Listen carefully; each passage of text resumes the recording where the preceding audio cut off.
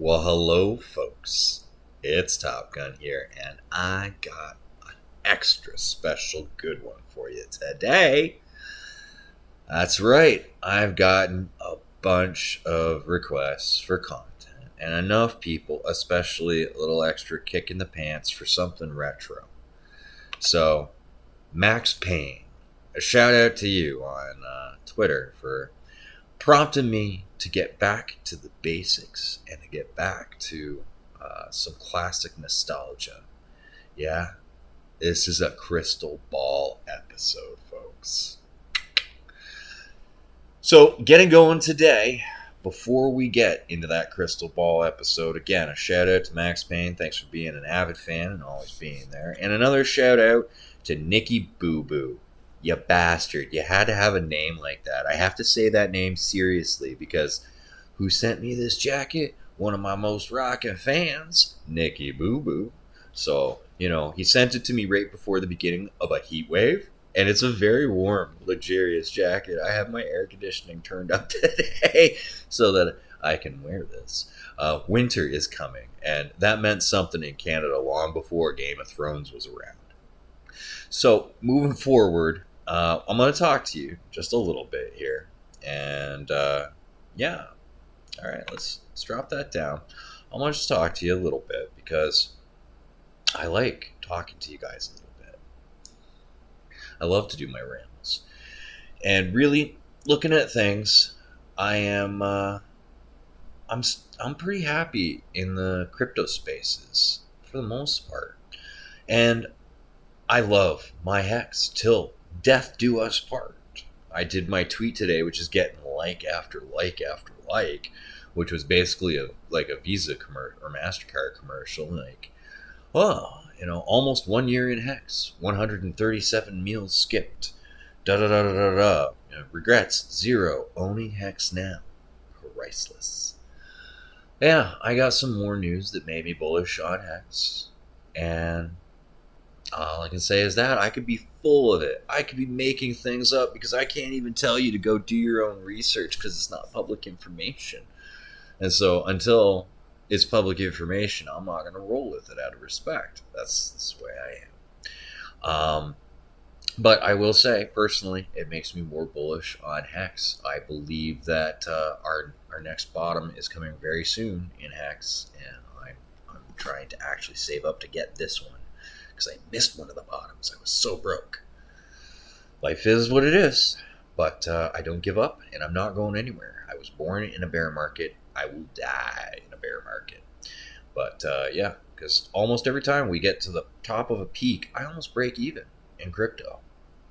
Or basically do for my DCAing and everything, even though I bought much higher up at the beginning. Yeah, because DCA does work. Now I time it because I want dips specifically. It makes it a little better for me to do it once a month instead of weekly on the nose or daily on the nose. Just to, I can time it and time in the market. I like compromise, maybe a little too much so, because I love hex so much. But like many others, a little bit of frustration about Pulse Chain not launching, and I got so excited when I got into the space about Hex and then Pulse Chain and PulseX and any of the other protocols that helped bolster the value of Pulse Chain. Because I got into it this weekend talking about some fundamentals. I decided to tag team with RH a little bit, and a few other people jumped in too. It was fun. We went after this professor from the States who doesn't know the basics about the economy. He's clearly an economist, because all economists are broke. Except he's not. I think he teaches computer science. That might also explain anything. I don't know.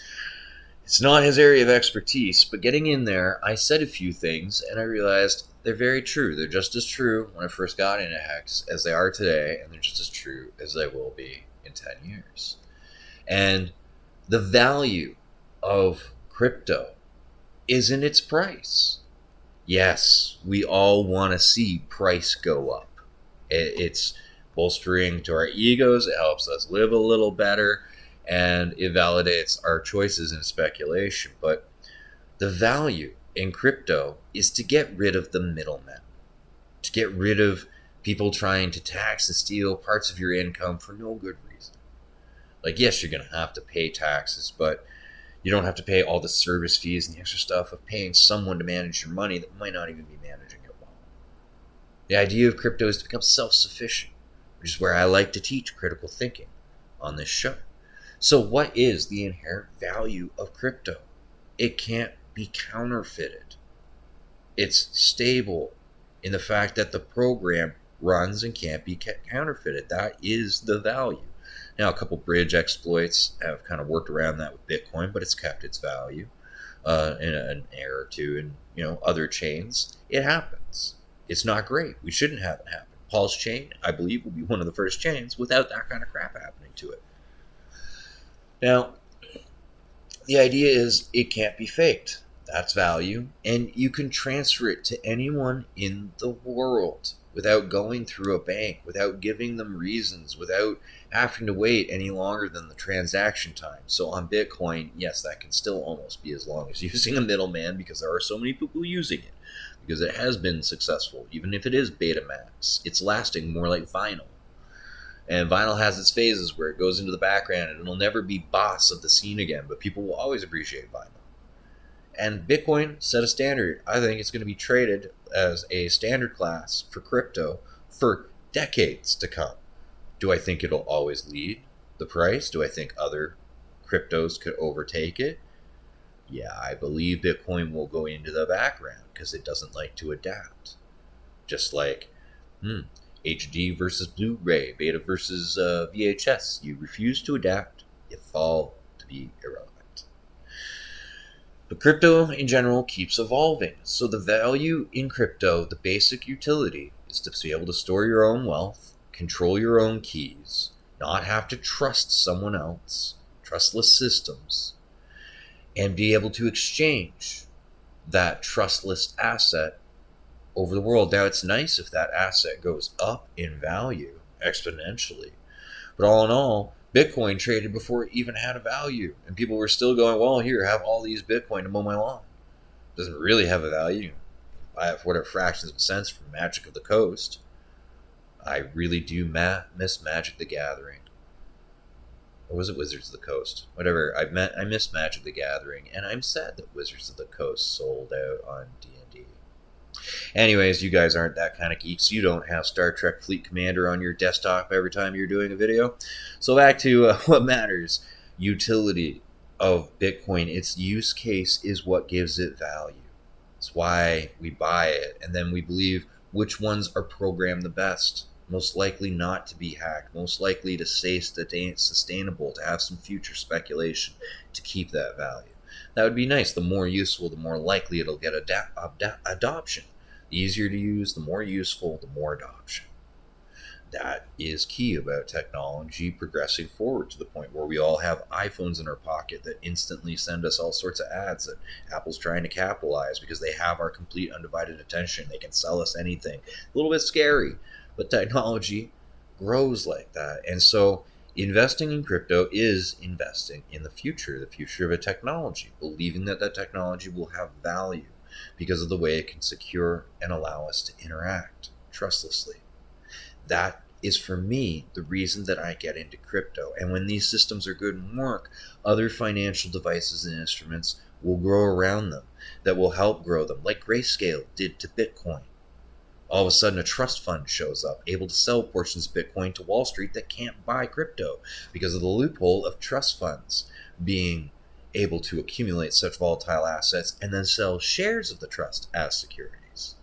Gets around volatile assets being in those things. So it's interesting how these financial devices grow up around good cryptos like Hex, and Pulse Chain, and Ethereum, and Bitcoin.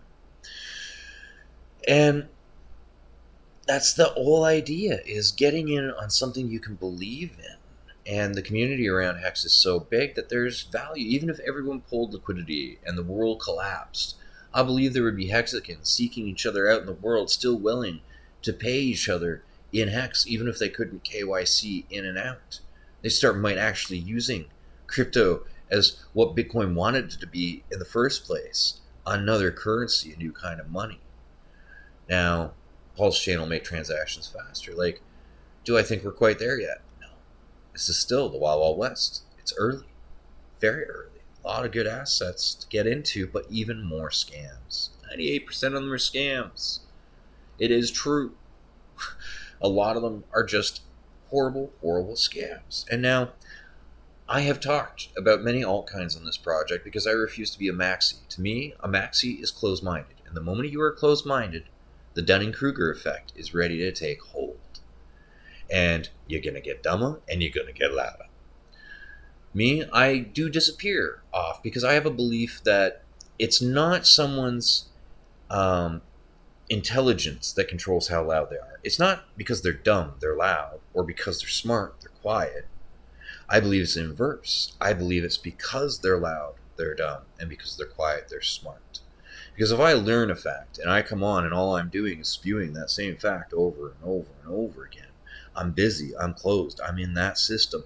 I'm not learning about anything else that's going on in the world around me. I'm losing perspective. I'm falling behind in old ideas and notions. I'm getting dumber because I'm so busy speaking, I don't listen. So I disappear off of YouTube a little bit and off Twitter here and there because I think I'm getting too loud and that I might even be getting dumber.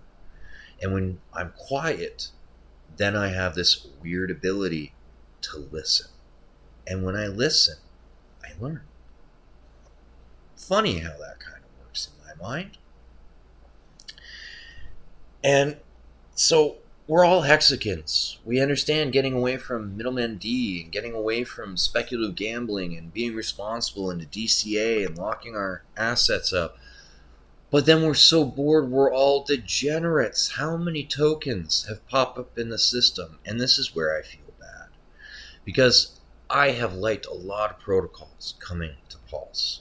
And I have even given some warmth to a couple tokens that have conducted themselves at least admirably, even if I don't think they're adding a whole ton of value to the system. So, the proposition I will have for you, I will bring to the end with some math. And I will make my point as to why we can't be jumping on every damn new shiny thing just because we're bored and Hex is in a bear market.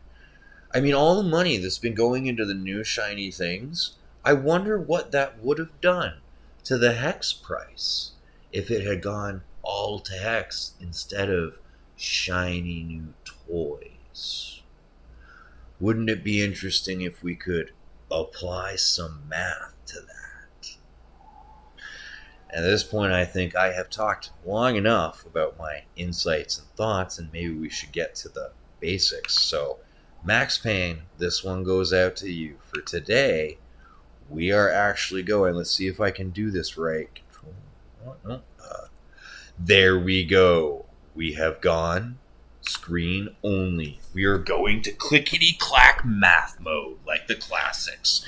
You don't need to be distracted by my shining face and personality. You just need the math. So let's get going to the math, shall we? Yeah, let's do it. All right. So first off, people have been bugging me for a Pulse Crystal Ball update. How are we going to manage that? We are going to have to go and have a look at the testnet. We're going to have to get some data here. All right.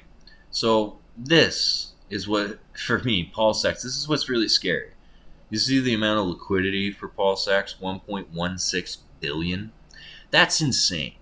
See, this is testnet. Nobody takes it seriously, so everyone is spending like a drunken sailor.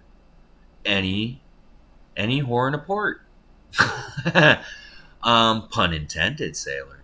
Pun intended. You are irresponsible the way you spend.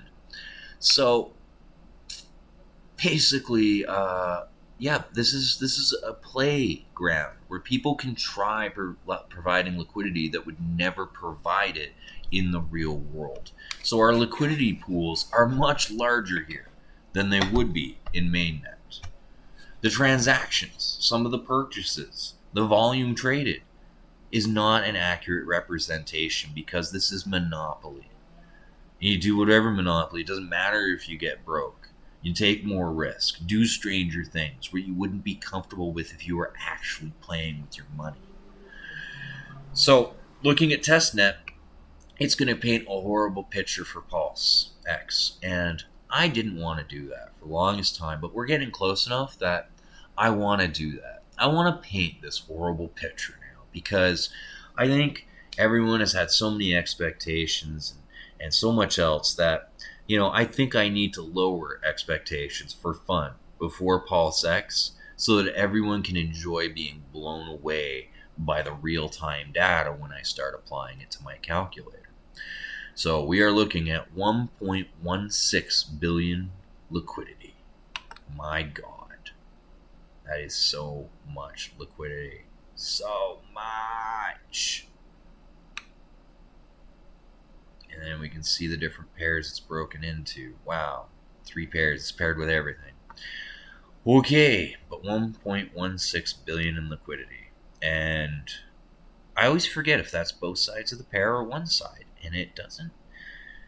Hey, if any of the devs work on the front end are looking, some specific information for noobs that don't get these layouts, like even myself, where sometimes I forget because it's dyslexia. If something seems like the other side of a coin to me, like 2 sides of one coin, it's one idea, and then remembering which side we're on gets tricky.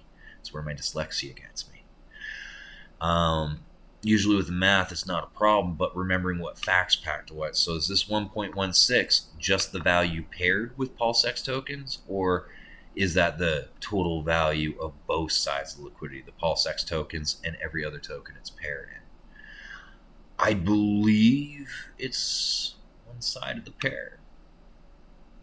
Man, you guys will correct me on this. It's been a while since I've done this math, Mr. Liquidity Pool expert, that I have forgotten. I used to have this memorized. And there's so many pairs in here, I was going to go count it out and try and find out. But no, I'm just going to roll with it. So 1.16 in liquidity, we're going to assume that's one side of the pair. That the pair is even double that size. So that'll make $2.32 billion in total liquidity value between the value paired and the asset. How are we going to do that? Well, we're going to have a look-see here. So we have the what-if game over here on the second sheet. And over here we have a bunch of liquidity pools. And the one that really matters is this PulseX liquidity pool. So let's even change the color because that's the one we care about. Let's not make it obnoxious so you can't see with your eyes. There we go. Stands out green. What a wonderful darling that is. Now, can everyone see that we have 62 billion tokens paired with 124 million? Wow. Okay, so that is my look at a small liquidity pool. Now, let's go back to the crystal ball. I put in a scale number right here. Now, the last time I looked at it, 73 was, I got my little note of my prime number, what our scaling was at. So when I go back and look here, now we have 91 tokens and $181 million. But holy crap, that is still smaller than 1.16. Oh my God. So since the last time I have been looking at this, testnet liquidity, we're going to have to go 150. Let's have a look at 150. Oh, that's nowhere near close enough. That liquidity is so huge. We're up to this many tokens. Of course, we're close to that price. I'll have to adjust that starting price because that's a 1.6, not a 2 right now. Yeah, that's right. That's right. PulseX price is a 14x on testnet over these last 6 months from what we would have paid for the SAC rate without volume bonuses if you got in day one. Oh, that is just so scrumptious. It is. It really, really is. Back to the point at hand, though. We're not up to 1.16 billion, are we? Let's crank this up to 300x of what liquidity I expected when I made this math model. Where are we at now? 746 million We're getting there. Wow. What about a 400x? Does that get us close enough? We're still shy of a billion. Wow. All right. That means we're going to have to crank her up. Let's go 450. 450, folks. 450. Come on, 450. Oh! And we have $1.1 billion. Ooh, all right. That's close. That's close. Now, when we adjust the price down, that value is going to drop again, which means we still got to go just a little bit higher to get our balance. So we're going to crank her all the way up to 475 here. Let's see what that looks like. Oh, yep, that's definitely too much value. It jumped up a lot more on that, but now we're going to adjust that price. And we're going to do that here with, we're going to do this here in month 1. See, tokens sold. We're going to balance out the token supply with this to adjust our price. It's going to be cool. All right, so what if game? Wait, when I click here, yep, that's the number.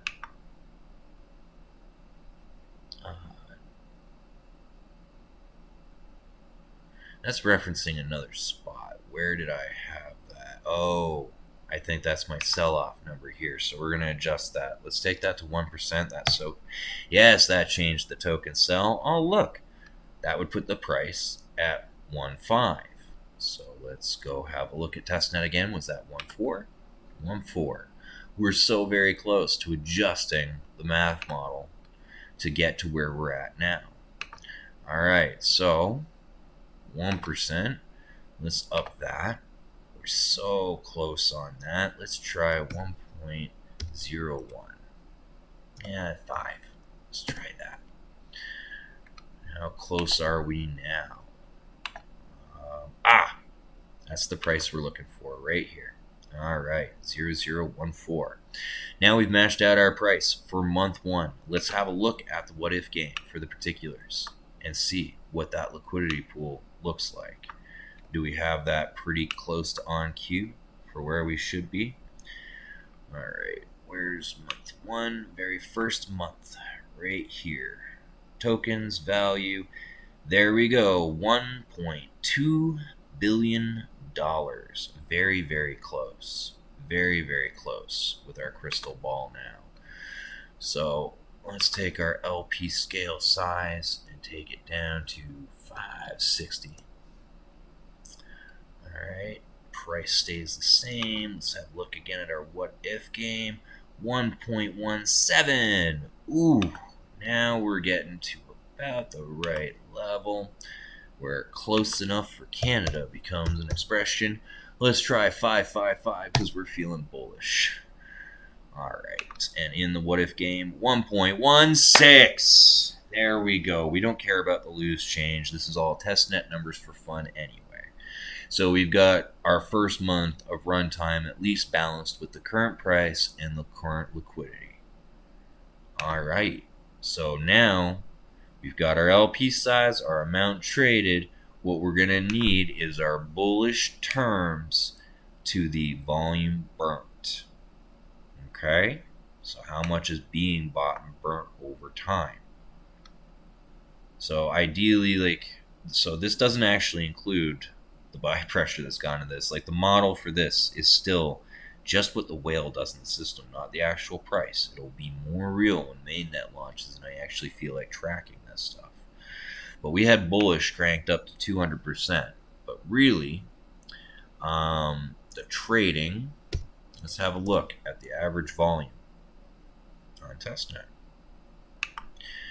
All right, volume. We've got 8 million in volume in the last 24 hours with the PulseX pairs. But that is not, we want the entire volume. 24 hour there. 30 million volume. So we can see where we had some insane spikes back months ago, 10 billion. But then it's died off. there's not much going on. 50 million, right? 20 million, 30 million. So let's use 30 million. Let's go with the last 24 hours as our average breaking point. Well, what is $30 million of buy price really going on? Oh, let's delete these cells. Those don't need to be in the system. We added those on top because I was playing around with the scenario. So at 50%, how much buy pressure am I generating right now? That looks like 17 million per month in buy pressure, not volume, in buy pressure.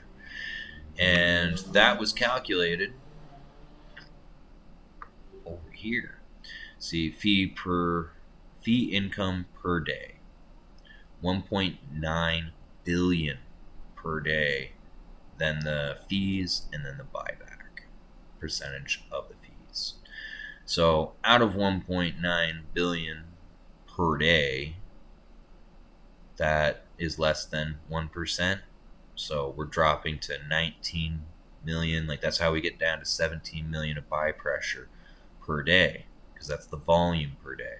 1.9 billion, trying to compare to Uniswap. But we just looked at 29 billion per day.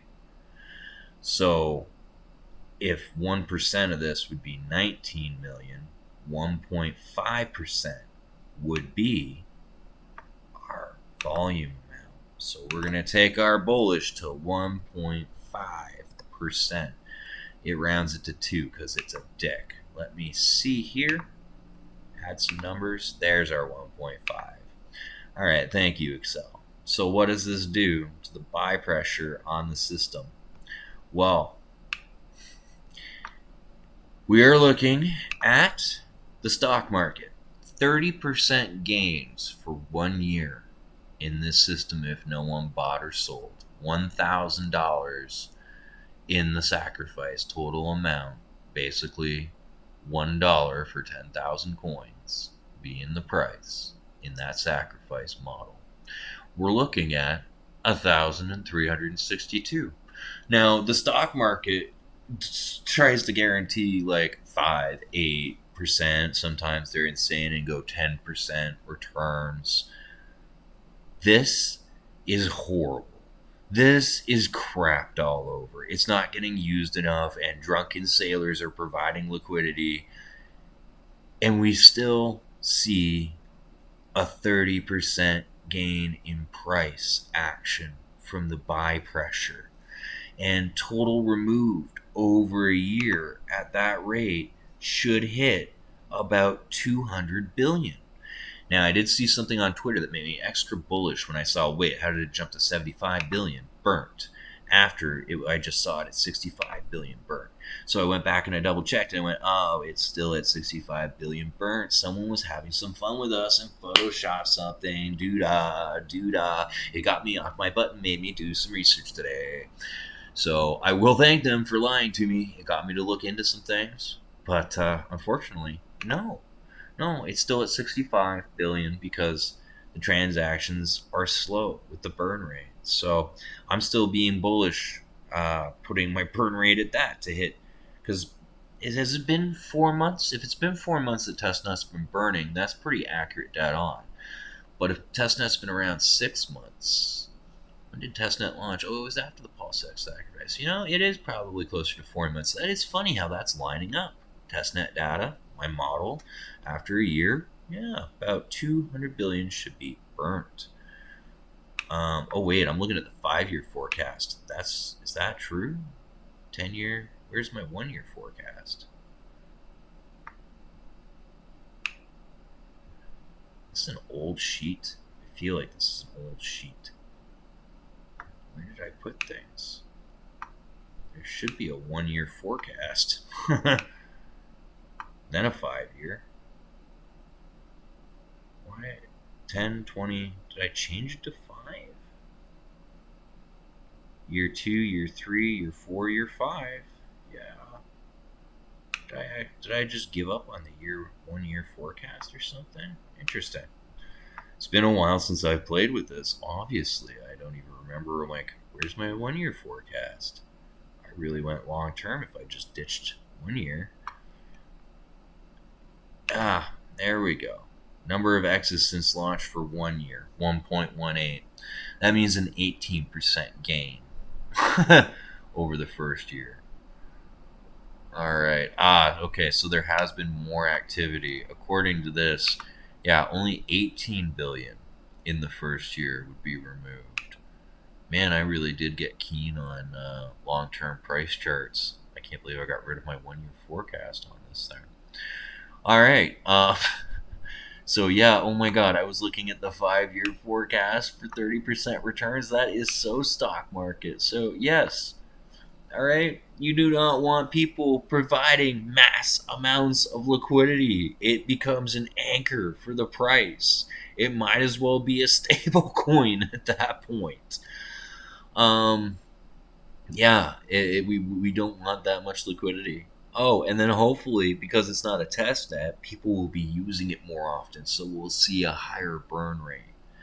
But right now, okay, even weighted down like a poor gangster with cement shoes, it's still swimming. It still shows a profitable model that money will be going into the liquidity pool because someone will be guaranteed buying. So even all weighted down, this thing's still profitable. It just doesn't make people's faces melt. It helps them relax in their rocking chair while they get read Oscar Wilde and fall asleep. God, I'm old. Anyway, this is the look at PulseX math. So it will get a lot more bullish and a lot sexier when we actually see us go for mainnet. So not a lot to report with testnet numbers. They're the anti-bullish. They're sleepy time. They're bullish in the fact that it's still going to make money, but it doesn't look like a lot because it's testnet. And these numbers aren't right. 555 times of the liquidity pool I expected, because nobody's even thought to provide that much liquidity for Hex. All right, I based this off of how much liquidity was provided for Hex.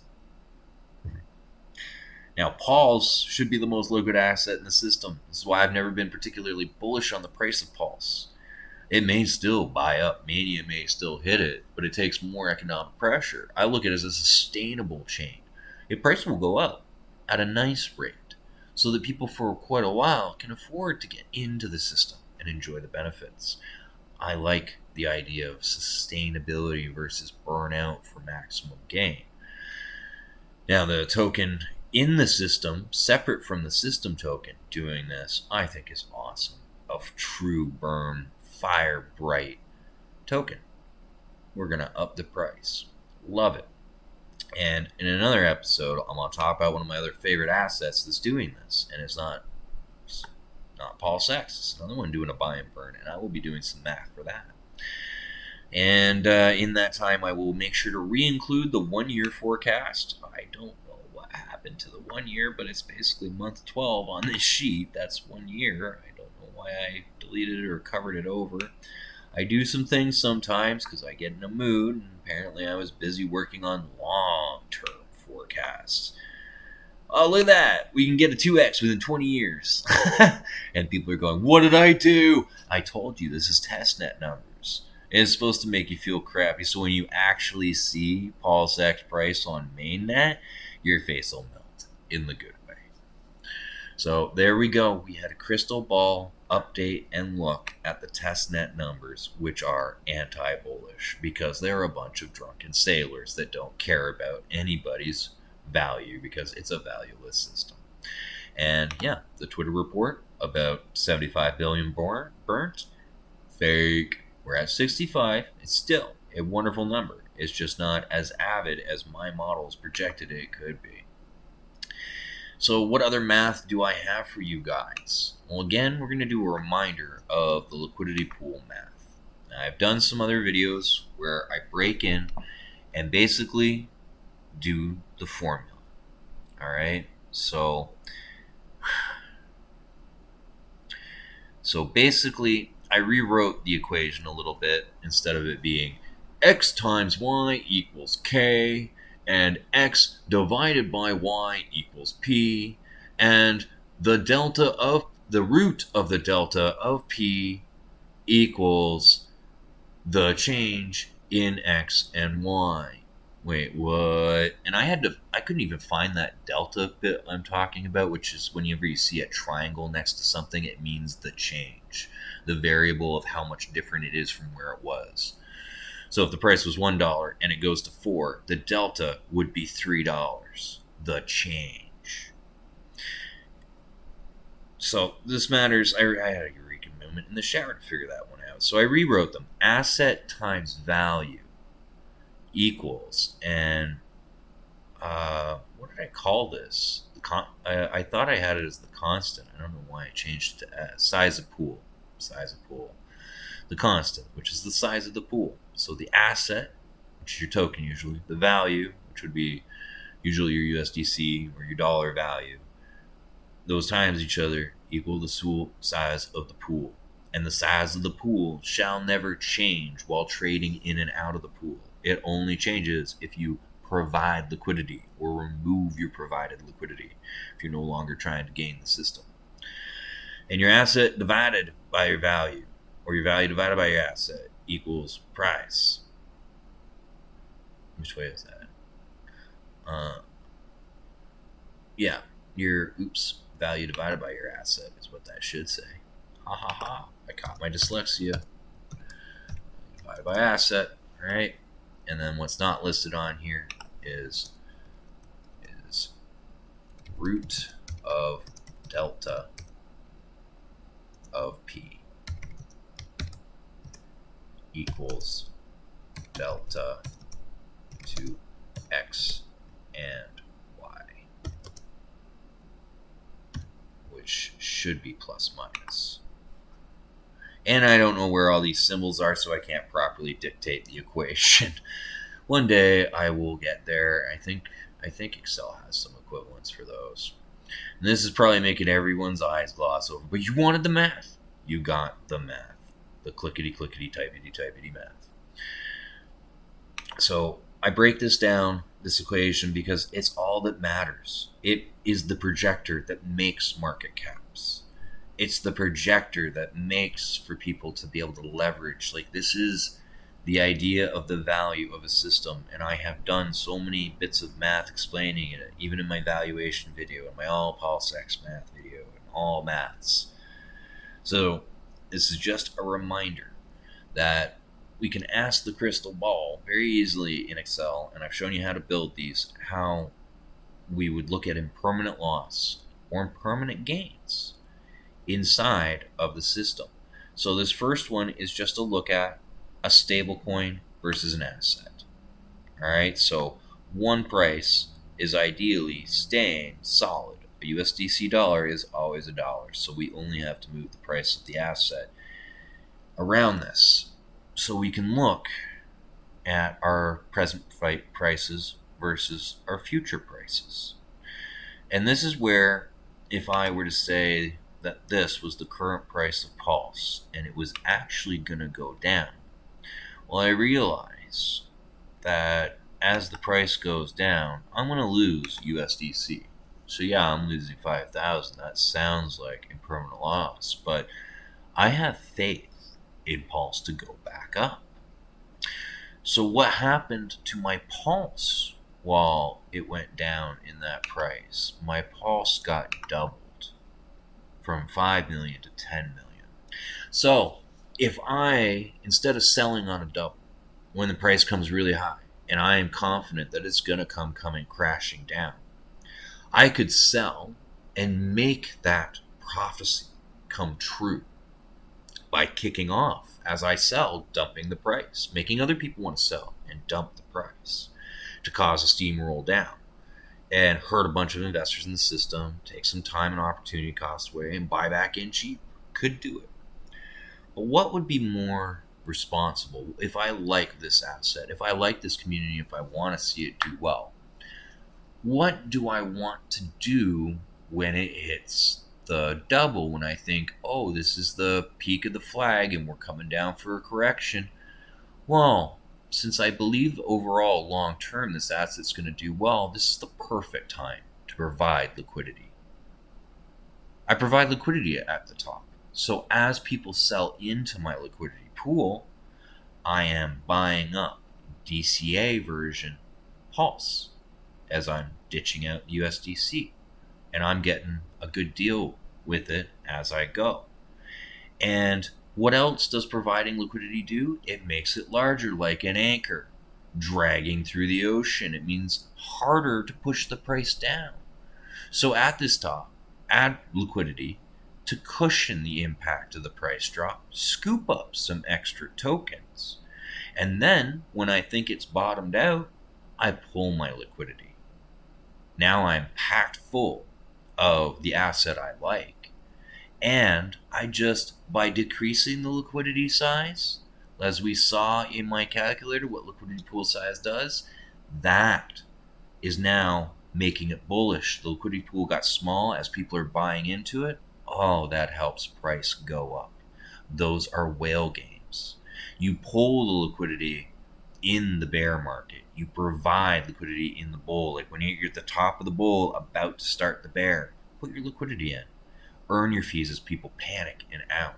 Earn extra of the token you believe in, the asset you believe in. And that is where you really gain the system. And the best part of this is, well, what if I'm wrong about calling the top, man? Didn't I slow down it going up? Well, yeah, but the moment I see I'm wrong about it and it's gone up another 10%, well, I still didn't sell on a double. Like say it was at $10 a coin. Well, I didn't sell at $10 a coin. The price kept going up as it kept selling. So I sold at $10.10, $10.20, at $11, at $12 before I realized, oh crap, it's not going down. So I pull out, but I didn't just sell too early. I still made DCA'd out at a better average while it was going up. Really? That's amazing. That's actually pretty dang amazing. So when I would want to sell on a double by providing liquidity, I'm either right and can scoop up a bunch of the asset, but if I'm wrong in a small way. Because as it goes up, I can call a stop loss, pull my liquidity because the price has gone up too much, but I've slowed down how quickly it can go up, and I made more than the sale price I expected that someone else would have sold on the double. That is whale games in the system, and it's not even done all through stablecoin, which is why I have the asset to asset crystal ball. So what I did is put one asset with a stablecoin, the second asset with a stablecoin, so I have two tracking pegs, and then from those I can build the asset to asset, so I can track their individual prices and then what that does to their balance to each other. So I can provide PulseX and Pulse in liquidity and figure out, if one of them is trading as opposed to another, where do I want to provide liquidity? If they're both doing well or both doing poorly, I can choose which system is going to be the best one to reinforce with my liquidity to help benefit the system as a magnanimous whale, even though I'm just a shy shrimp. Because in some beginning projects, I might be a whale. I don't think I'm going to be a shy shrimp forever, folks. I'm pretty confident about the things I have gotten into and about the math that I do. The only question it really comes down to with all these variables is when, how soon. And even with it taking forever, well, what if I got my hands on 17 trillion PulseX? I'm going to yell that number out because then I'm lying. I'm not the sole owner of PulseX outside of the OA. PulseX outside the OA. But, alright, I hold that many, and I believe it's going to $1 one day. Well, that's $17 trillion of asset, really. And if I get to $17 trillion of asset, what if it's long after my death? Well, that means my grandkids might still be able to afford a house with $17 trillion to their name, because this is what we call generational wealth. If the asset continues to function and continues to play well, it will last for a long time. A long, long time. So I do have a lot of hope and bullishness in the capability of this system and how I'm going to be able to game playing liquidity through this system and become a whale, reinforcing the assets I believe need to be reinforced and not reinforcing the ones that I think shouldn't. So we're going to do some simple math to come back to the altcoins. Let's have some simple math, folks. Hex. Let's assume there is $20 million of value in the hex pool. Okay. Now our next assumption is that we as a community, let's say over the last 6 months, could have produced $200 million of buy pressure. This is hypothetical, folks. Hypothetical. Now, as a community, we got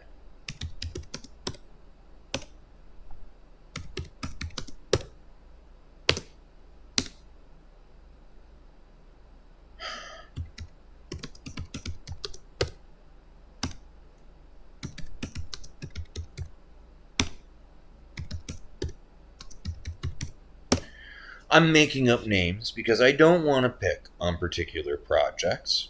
I'm just making a point here, and I'm sure you can read. I'm not even going to say these out loud.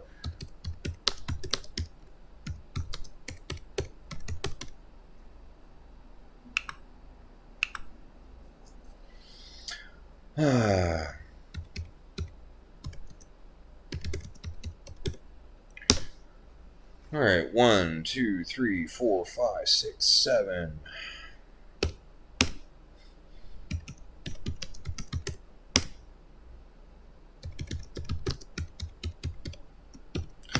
All right.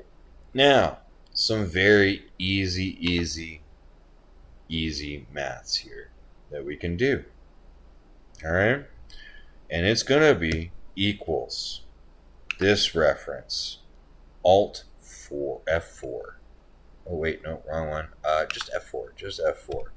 There we go. That makes that a solid or cell reference. No matter what I do with this equation, it will always reference that cell. Now, there are 10 coins.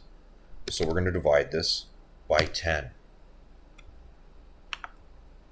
All right, very simple math here. Now that we've done this, we're going to extend this formula to all the coins. Okay. And let's even, we'll rename 8 hex so we can see here what happens. So hex had 20 million and got another 20 million, which means it doubled one side and it halved the other. So once we get to 40 million in this hypothetical, I think hex was about 25 cents in this hypothetical. This is just hypothetical. These are not actual numbers. Don't pick me apart. I'm not going hunting through Uniswap. The actual numbers will be more confusing. This is lesson time. We use examples for lessons, approximate examples. So what it would have done to the price is made it $1. Yeah, $1 whole. It would have done a 4x. I've shown you in my liquidity pools how that works. Back to the previous math if you want to see that. Now, that is what happens because hex is now one of the 10 tokens, because 9 other crap tokens have come up and taken that 200 million buy pressure from hex for shiny crap 1, shiny crap 2, shiny crap 3, because we're all bored trying to chase some fast gains.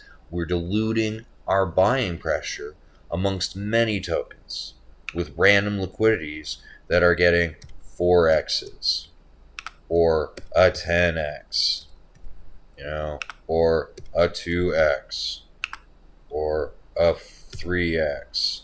Like, okay, all right, we are seeing these amounts do something to these coins, getting little gains, and we're all very proud that we degen jumped into this stuff like, man, I got a 10x hopping in here, hardy har har har har har har har har har har. No, the video didn't lag. I did that on purpose. All right, now let's change the hypothetical world where we stop spending our money on every damn token that rears its head. What would happen then? Back to this scenario. That means that this addition would equal this, which means that equals. All right, and we're even going to do sum. It's cool. We don't need to for 2, but we're going to do it for 2. Nope. Wait. You want this? Well, then I got to do comma. That's right. And then this, and then I close the bracket. Okay, that's programming. So we've got 220 million in liquidity. That's an 11x to the liquidity. So that multiplies one side by 11. That means that divides one side by 11. Each side's change gets squared to find out price, or the square root of the change in the price figures out these changes. And what is 11 times? Does the X work? Yeah, no. Wow, I completely forgot the multiplication symbol for... Am I? Yeah, error. Wow. Wow, how did I forget the multiplication symbol? That is cool. This has been so long. Oh yeah, star. It's been a while. It's been a minute since I've been in Excel. 121. You realize that that means 121x to the price. So in this hypothetical where we only get a 4x because all the money has been going elsewhere, this 0.25 is now going to be times this number. Oh yeah, 0.25. We want to leave our price where it is, or we can use the price cell over here. Let's do this a little more clean. Equals our x times our starting price, 3025, 121x. Now obviously this much money hasn't been actually pumped into the system or split between all these coins that we know of. I am not tracking the liquidity in every single project, but you guys keep asking me to do videos on certain projects, and then I say I will give it some research, and then I don't do a video on it because a certain role model of mine that got me to even get making these videos talking about the Dunning-Kruger effect, Mr. Hart. Yeah.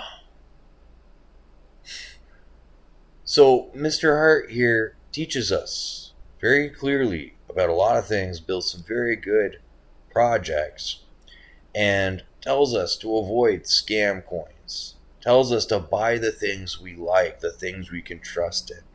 And as we divide our attention to other projects, we divide our economic buying power.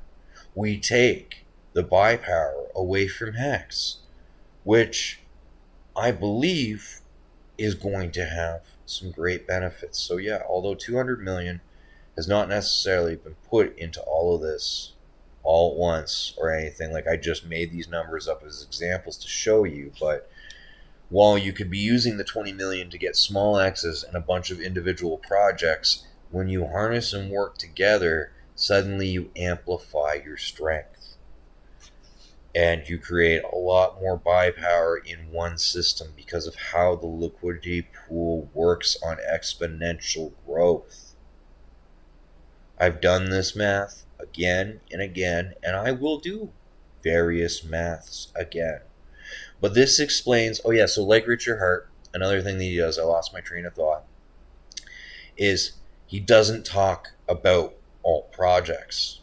Because even if he thinks it's a scam, just by mentioning its name, people might go and click there.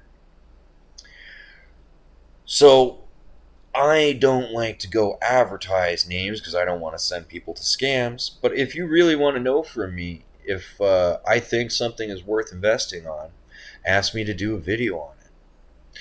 And if I don't do a video on it, ask me again to do the video. And if I haven't had time or if I have any thoughts. And in private, I will smack talk the crap out of a project if I don't believe in it. But in public, out here, I believe every project has the right to its share of the market to do what it's doing to hit its demographic. And if these coins and tokens help onboard new users and it helps line the bags of hex, all the power to them. But if they don't, and even if they do they reward us much for that? Like, oh, a big chunk of X's left hex and went to somewhere else for a 2x or a 3x instead of help compiling 121x for everyone because we work together. Is it really worth it to go chase the next shiny token just hoping it gets adoption? I personally don't think so. I got into protocols that I believe will definitely enhance the functionality of Pulse Chain and Hex. Alright? I didn't give Hedron a lot of love because I saw it as a long man's game. The HSI staking, brilliant. Absolutely brilliant functionality to be added to Hex. Added utility, making Hex even better. I didn't care what the price of Hedron was. I didn't care if it fell down. I didn't expect it to do good anytime soon, but I bought a little because I wanted to put my money into that system to basically tell that guy to keep building. That was my statement, my sacrifice. If it goes up, I didn't expect because Hedron mints so much. I don't expect gains for a long, long time. But the utility is awesome. And then he goes and keeps building and he makes Icosa. Icosa helps balance out the supply of Hedron. Ooh, and it creates more functionality and more NFT stakes, more NFT utility. Okay, alright, this isn't just a token, and even if it was, it's not, just like when I argued beginning, it's not the price that I'm buying a token for. It helps if we all work together to make that price go up, but it's the utility that interests me, the functionality. What does it do to actually make things good? And I will just say straight here, if the token has the words reflection or tax in it, it's not off to a good start. And that is all I will say on that matter. No matter what they propose to do, which might even be beneficial for the community, all in all, it's a shell game. Follow the queen, follow the queen, follow the queen. If you guys are really that bored, I can do a live stream of Follow the Queen. And I'll take bets. We'll set up one of those apps where you guys can be like, all right, I'm betting on the middle, follow the queen, follow the queen. It'll be more exciting than getting into these tokens. All right? I know, I've got so many degenerates, viewers. I mean, I'm trying to educate you. But for you degenerates, I'll remind you, I threw you a bone, all right? I threw you the biggest bone ever. The one that Michael Burry wished he caught because he tried to short the stock here back in May at 140 a share. I called out right here this day. Well, actually, this day, somewhere between these 2 days, I called out BS. I'm calling bull, shenanigans, malarkey. This goes no further, except it could pop high as 180. It went to 176, and it's falling. And I'm calling the movements of Apple, and I will probably even be such a nice guy as to call out when I would close this short, because I'm still kicking myself to not have the money to open the dang put, because, we are coming down. Alright, if you're really degenerate, you really gotta enjoy making those quick cash, take advantage of the Wall Street dum-dums. Don't take advantage of our fellow crypto brothers and here we go. Basic math. So, yeah, you guys are like, basic? This one, basic, okay? This was just some quick divisions and a simple extent of what happens when you wear yourself thin chasing all the shiny toys. That's my math lesson for today. Stop chasing the shiny toys. Stop providing massive amounts of liquidity and testnet so I can get some better numbers. And for the love of God, learn how to be a benevolent whale because you bought into the system. You can either cripple it by being a degenerate, or you can learn how to play the game with some patience and pump your bags. I know what I'm choosing for my strategy. I can't actually tell you what to do. I'm not a financial advisor. I have zero fiduciary responsibility, and this is only for entertainment. So don't bother hitting like or subscribe. I don't even want the followers anymore. I've got enough fans. The fans I have are wonderful. They prompt me to do exactly what I should be doing. If you happen to catch this, awesome. But you know what? Don't hit the like and subscribe. Let's keep it on the back corner of the internet. I want to be that hidden little dirty secret that all the alphas come to. The secret alpha. So yeah, don't hit the like and subscribe. Alright? Don't bother. Stay away from it. Only comment if you have an idea for content. Let's try it that way. I might even open a Twitter space that says, keep scrolling, MFer. This isn't for you. Like, I'm at the point where, you know what, I'm quite content with my alpha.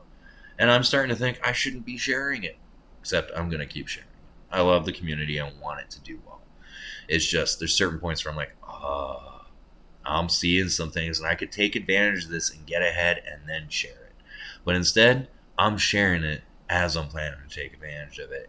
Why? Probably because I'm a crazy Canadian and I don't really swear much and I like people. It's weird.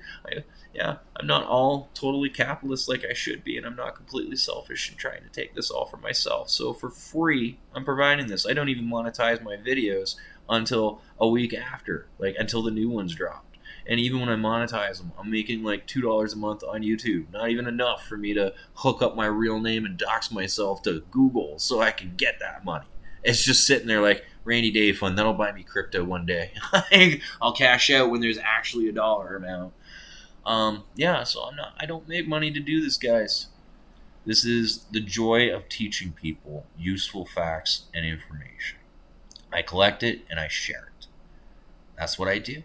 My next video will be, again, a market analysis because we're going to be heading to Monday. We're going to be heading to more pain. We're going to be getting the CPI and the PC, and we're going to be getting the Fed minutes and the RMCO minutes. Oh my God. There are like 3 major events on the 12th, 15th, and 19th of September, basically, that'll be affecting the market.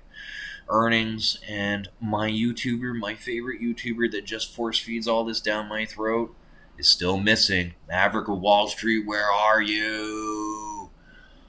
Thank you for the little video, but I'm still getting worried, man. I really just hope you are just busy with the market crashing and weirdness and that you are okay. In the meantime, thank you for teaching me enough that I know the stuff that I need to look up so that I can be on top of these facts. And if he's not making these videos, I'm going to have to start making them. Because he was giving very valuable information that let me track the markets better. Let me understand some of the games that Wall Street plays. So with that, I think I have dropped enough alpha math for the day. Thank you, Max Payne, for getting me back to the basics and bringing out some of my lovely crystal ball math, which, just to remind you guys, it's not like even my math programming doesn't have a sense of humor. That's right, I printed out an actual spot on the crystal ball that says yes or no. I don't tell you what to do, the calculator does, okay? All right? All right. Until next time, folks, stay frosty.